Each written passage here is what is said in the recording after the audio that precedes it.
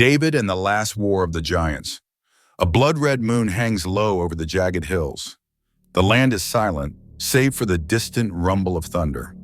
Torches flicker along the ridgeline, casting monstrous shadows across the valley floor.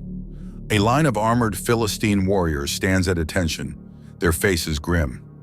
At their center towers Goliath, a giant, nearly twice the height of any man, his silhouette massive and inhuman. His armor glints like scales, his six-fingered hands tighten around a spear as tall as a tree. Across the valley, a ragged band of Israelite soldiers huddles in fear. Among them, a young shepherd, David, steps forward, clutching a simple sling. His eyes are wide, not with terror, but with a strange, unyielding resolve. A sudden wind sweeps the valley, carrying with it a low, unearthly hum.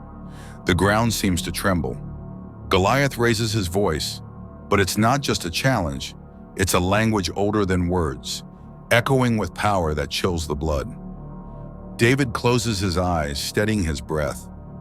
In that moment, the world seems to hold its breath with him. Above, the moonlight catches the glint of something ancient, a mark on Goliath's brow, a symbol lost to history. Tonight, the last war of the giants will be decided, not by armies, but by the courage of a single soul.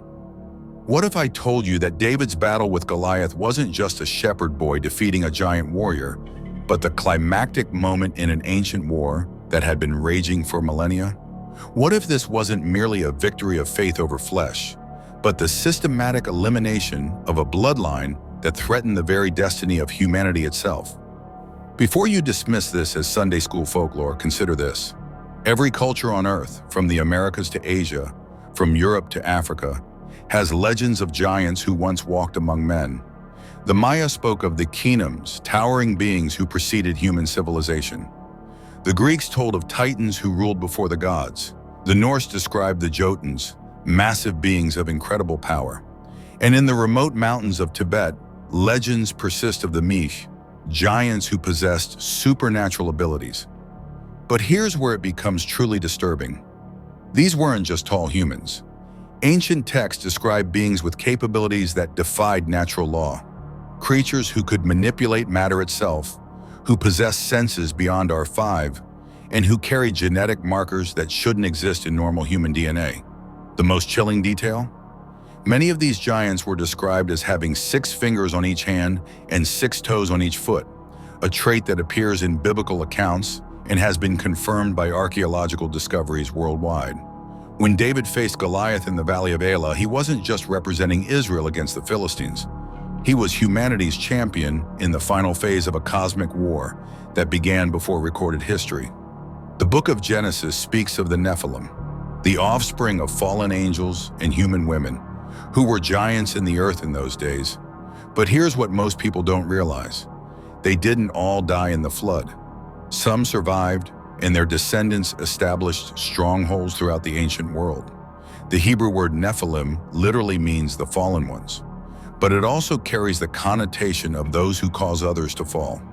They weren't just physically imposing, they were agents of corruption, designed to pollute the human bloodline before the promised Messiah could be born. If they succeeded, humanity's redemption would become impossible. Goliath of Gath wasn't fighting for Philistine glory. He was carrying out an ancient mandate to prevent the fulfillment of divine prophecy. When he challenged Israel's armies, he was actually challenging the God who had promised that a descendant of David would rule forever. This wasn't just military strategy, it was spiritual warfare played out on a physical battlefield. But the most terrifying aspect isn't what happened in David's time, it's what might be happening now. Recent archaeological discoveries have uncovered skeletal remains of unusually tall individuals with anatomical anomalies that match ancient descriptions of giants.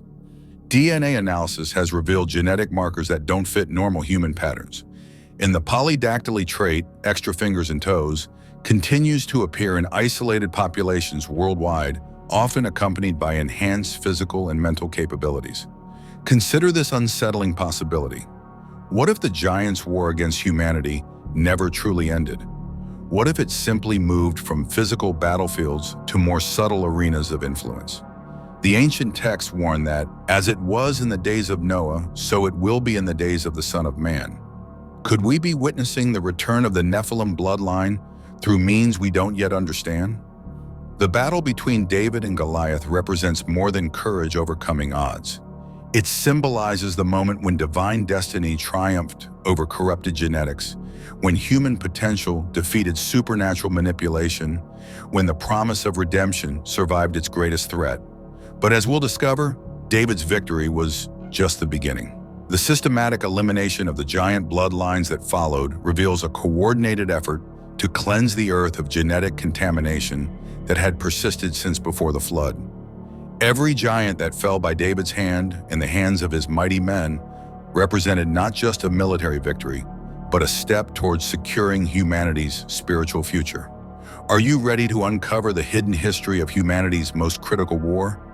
A conflict that determined not just who would rule ancient Israel, but whether the human race would survive with its divine destiny intact.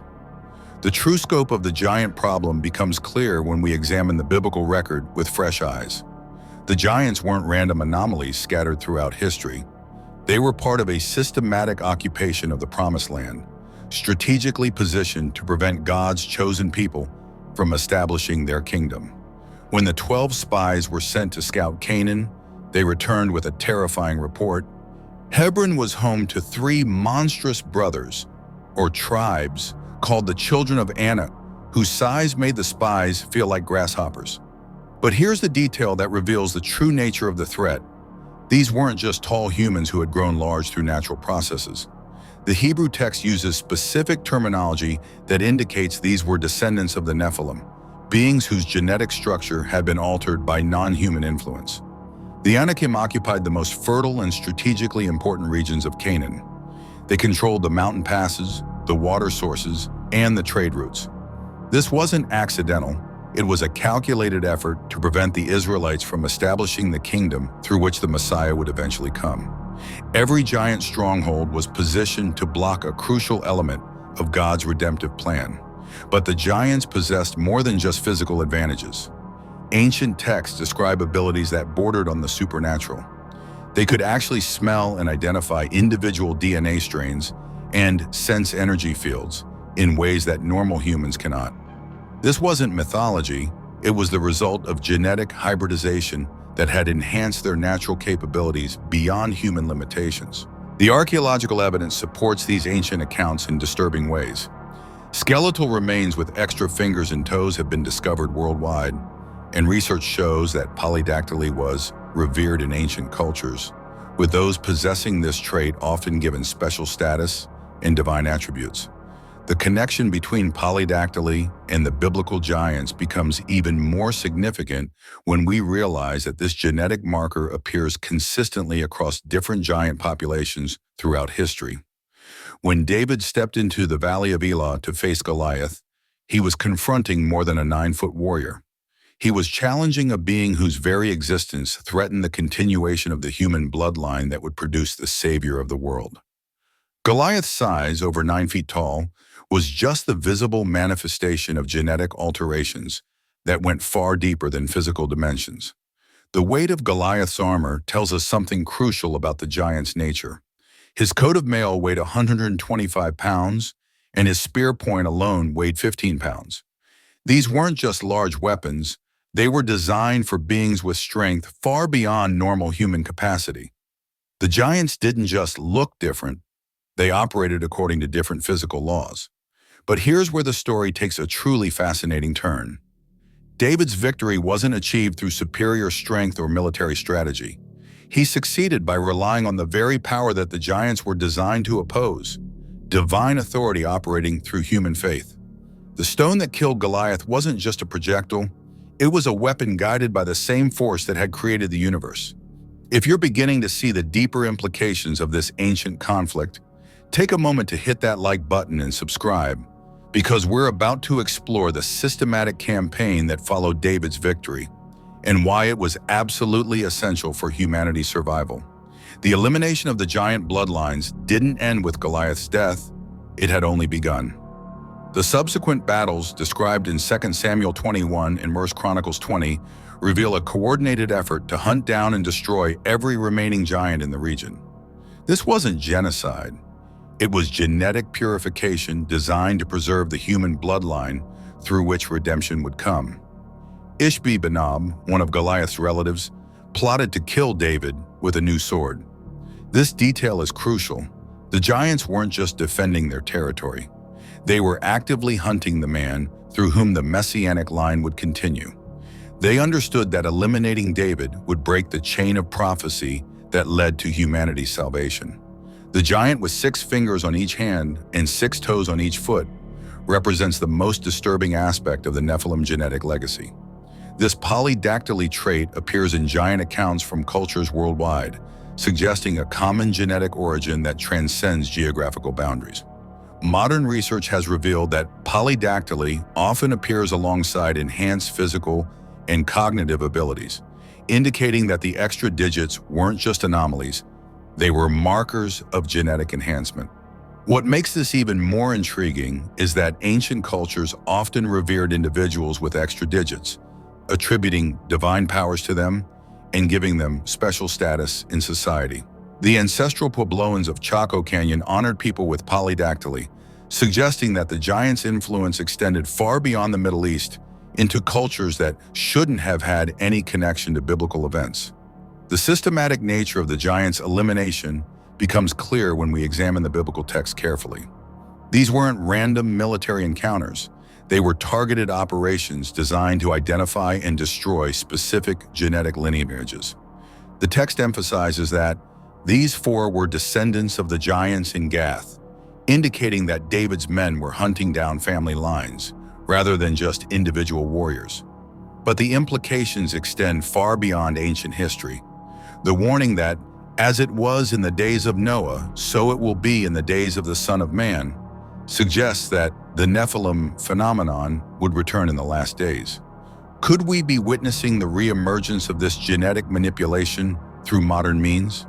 The development of genetic engineering, artificial intelligence, and transhumanist technologies might be creating new forms of the same threat that David faced in his time. The spiritual dimensions of this conflict become even more apparent when we consider the giants' relationship to the fallen angels mentioned in Genesis 6. These weren't just physical beings. They were embodiments of rebellious spiritual forces seeking to corrupt God's creation. Their elimination wasn't just about removing physical threats. It was about cleansing the earth of spiritual contamination that had persisted since before the flood. The giants' occupation of specific territories also reveals strategic thinking that goes beyond human military planning. They controlled the regions that would become central to Israel's future kingdom, particularly the areas around Jerusalem where the temple would be built and the Messiah would eventually appear. This wasn't coincidental. It was part of a cosmic strategy to prevent God's redemptive plan from reaching fulfillment. David's role in this cosmic drama extends beyond his personal courage. He represented humanity's potential when aligned with divine purpose, proof that humans, despite their limitations, could triumph over genetically enhanced beings when empowered by faith.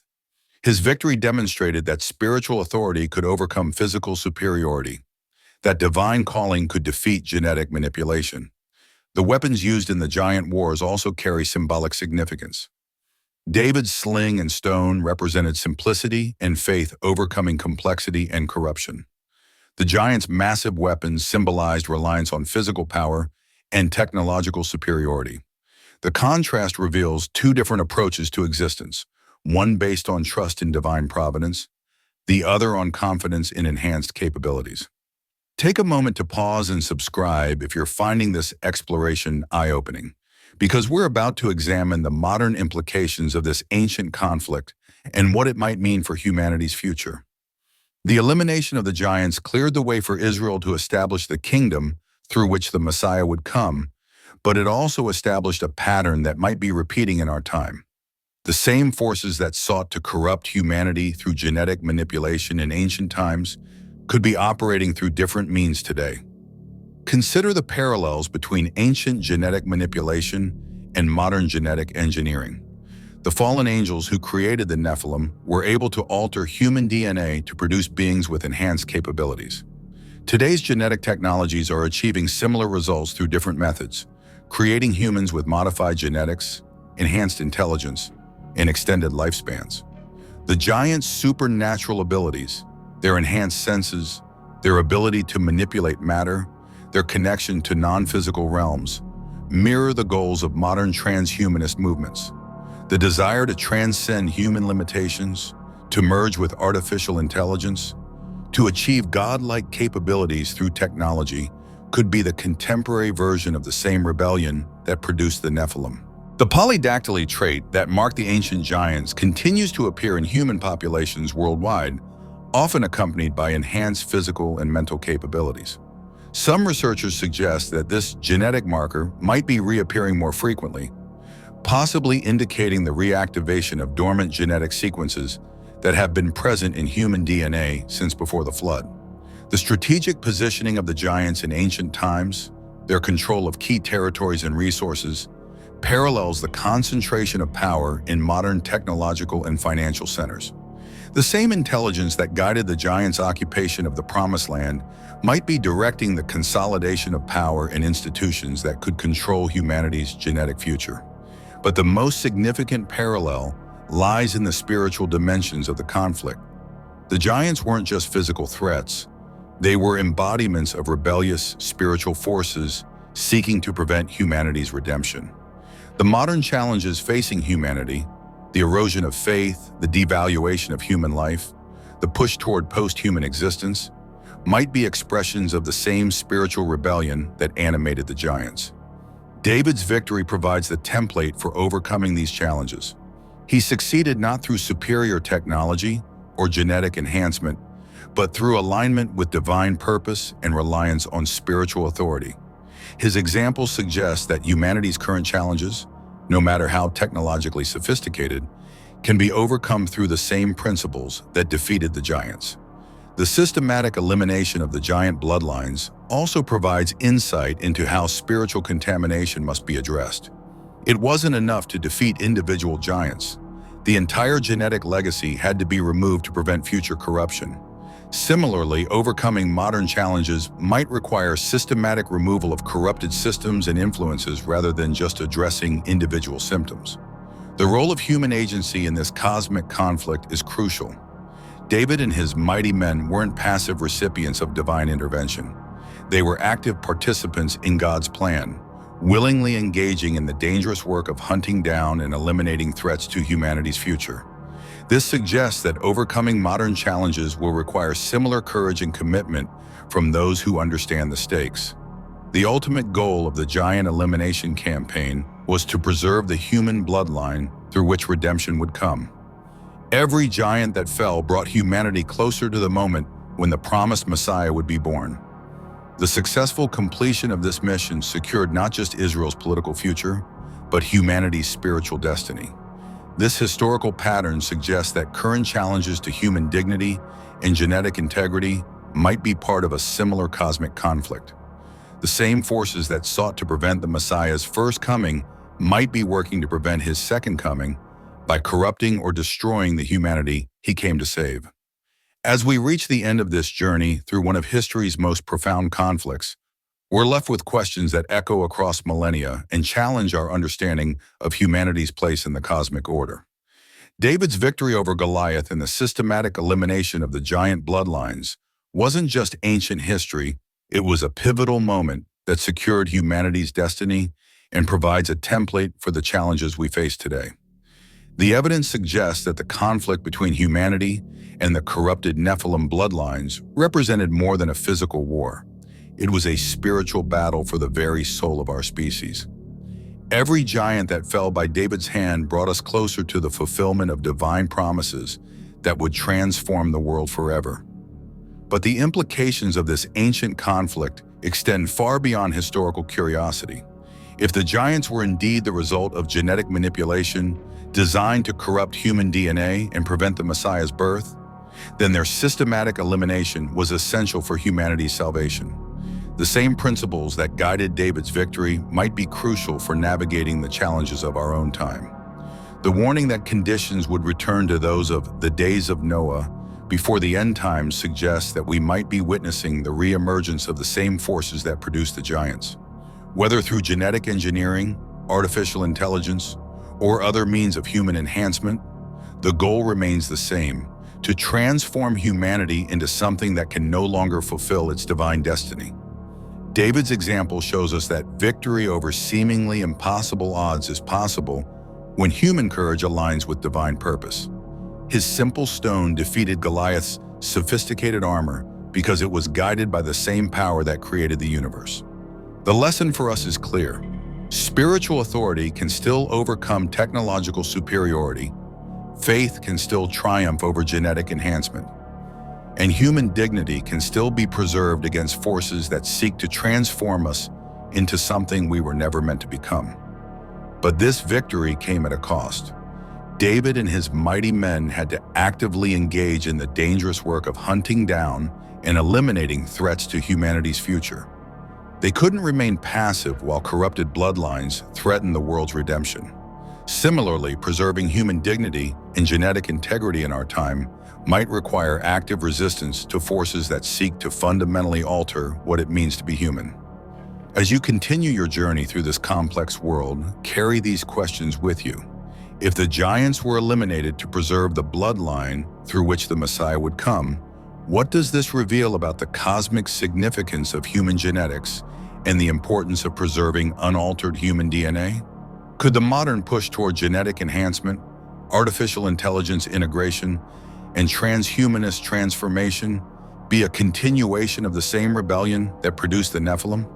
Are we witnessing the return of the days of Noah through technological rather than supernatural means?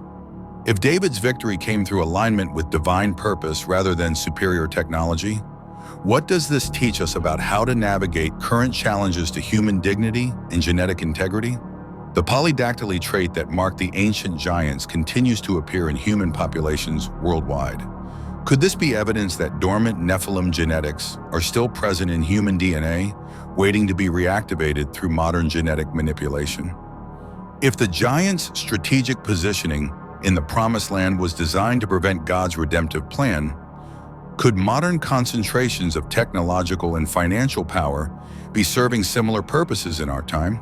And perhaps most importantly, if you had to choose between genetic enhancement that promised superhuman capabilities but separated you from your divine destiny, or maintaining your unaltered humanity with all its limitations, but preserving your connection to your Creator's plan, which would you choose?